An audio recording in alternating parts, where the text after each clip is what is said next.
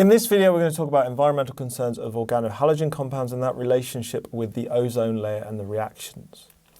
So, the ozone layer. The ozone layer is a layer around the Earth. So the first layer around the Earth is the troposphere, and the atmosphere, the gases. Then we have the stratosphere, okay, and the stratosphere around there, within there, is where we do all our activities in the sky. For example, we fly and things like that, and we fly in between here and here mainly, and we can go higher. Also in those areas, you will get lightning and things like that. And I specifically say these two things, aircraft travel and lightning, because they produce the radicals that have destroyed parts of the ozone layer. Okay, and if we go forward, the ozone layer is this layer within the stratosphere. Okay, and it's full of ozone. It's called the ozone layer, and ozone is O3. Now, the ozone layer is affected by what we've done. So if you look here, the lightning and the aircraft produce lots and lots of heat or energy. And when they react with certain gases, for example, nitrogen and oxygen, they can make a radical called NO dot. And that breaks down ozone. And we'll talk through that later. But also we have these things, and this is a crude fridge, as you can see here. And in fridges, we used to have refrigerants called chlorofluorocarbons, or CFCs. Now, those CFCs can break down to produce chlorine radicals. So we've got two types of radical that are the problem for your course, which is a chlorine and a nitrogen oxide radical, NO radical. The nitrogen oxide is coming from the lightning, from the aircraft travel, and that's the nitrogen oxygen reacting because of the high heat and the high energy, and then the chlorine is coming from the refrigerants. Now, the good news is there's much less coming from the fridges and everything now because we don't use any chlorofluorocarbons in fridges. It's been banned, and so they use much safer chemicals, for example, like pentane and things like that.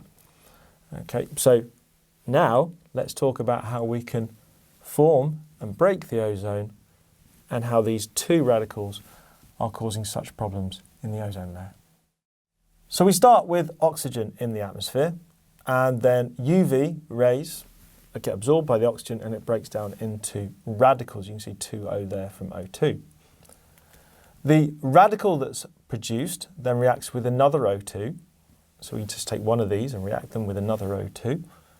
And that becomes O3, our ozone. Okay, so this thing that we've got here is our ozone O3, and that forms our ozone layer. Now, if we then take the ozone and we use a different frequency of UV, that's enough energy to break it back down again into O2 and an oxygen radical. Now, this all happens due to differing frequencies, and you don't need to know those exact frequencies, so that's why I'm not saying the exact frequencies. But one set of frequencies will do this, and one set of frequencies will do that.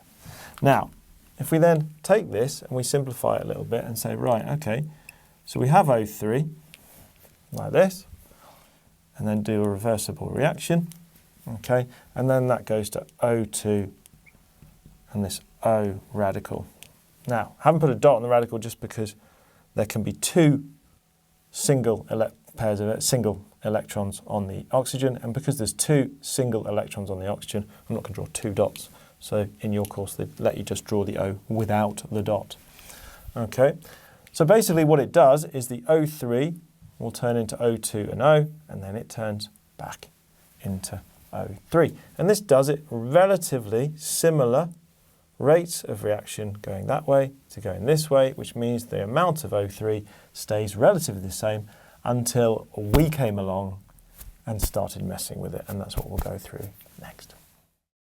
So now we're going to go through the exam style question bit. So we know that the ozone was kept relatively stable because of that reversible reaction, but then we interfered with it by using CFCs in our refrigerators and our freezers, okay, and those chlorofluorocarbons then broke down. Now here's how they broke down. We do this in initiation and propagation. That's what you need for this part of the course. I don't really do termination. But you can see here's a chlorofluorocarbon. Okay, it's got chloro, it's got fluoro. Okay, and one of those bonds breaks, and that's because of UV. Okay, so UV light, just like in all the others. It's all the UV light, different frequencies of UV light breaking these compounds down. Now in the propagation has 2 steps. So we can see that a chlorine radical from the initiation is reacting with ozone. Now what you see here is one of the oxygens is taken off and added to the chlorine. You can see ClO dot, and you get left behind with O2. Now, the next part is that ClO dot gets added to one of those oxygen radicals that's flowing around that I said in the previous part of the video, and it reacts with that, and then it takes that oxygen back. So it takes the oxygen back to say, right, okay, here we go, I've got oxygen again. I've got 2 oxygens, and I've made my chlorine again. Now, think about it. What does that mean the chlorine is? The chlorine must be a certain type of thing. Now that means the chlorine is used up and regenerated. If the chlorine is used up and regenerated, we can determine that it is a catalyst. Okay? Because of that, used up, then regenerated. Now the other thing we have is an intermediate. So if I look here, you can see this is produced and then it's used up. So when something's produced and then used up, okay, it no longer appears in the overall equation and gets called an intermediate. And these equations have intermediates, ClO. So we've got our catalyst and we've got our intermediate. So if we then take it back and we turn this into a full equation, you can see we can cancel out the chlorines because you can cancel out anything that appears as a reactant and then turns into a product on both sides. You can also do it the other way when you've got a product and it is a reactant. So when it's used up, then regenerated, you can cancel it out. When it is produced, then used up, you can cancel it out. So if we cancel all of those out, we get left behind the things that were not used up and then produced, or not produced and used up, okay? Which is our overall reaction, okay? And that is O3 plus O goes to 2O2. Now, what's really important here is that you must memorize this. So for your course, you must memorize it. So it's well worth writing out a few times, for example, over different time periods. So for example, write it out once a day before your exams, just to make sure you can do it. Don't just write it out continuously, but write it out once every day. Take 2 minutes out to do it. Now the important thing is that you know the process. So the process is you take whatever the catalyst is, react it with ozone, make your intermediate, you'll make some oxygen, and then use up that intermediate, react it with a radical, and then regenerate your catalyst and make some more oxygen. Now I say that because the process is the same, and hopefully you can rewind this video and write down that process because I want you to do the next bit yourself. So let's put this to the side and let's go back to our other way of breaking down ozone, which is with these planes and this lightning that produces heat or energy, okay, or both, okay? And that lightning and that energy from the lightning and the aircraft engines reacts with the nitrogen and oxygen, produce NO dot. Now NO dot is another radical that will break down ozone, and it does it in exactly the same way as that does. It is the catalyst, okay? So what I'd like you to do is stop the video and try and put NO in. It just slips in and try and make an intermediate. Just try and do it.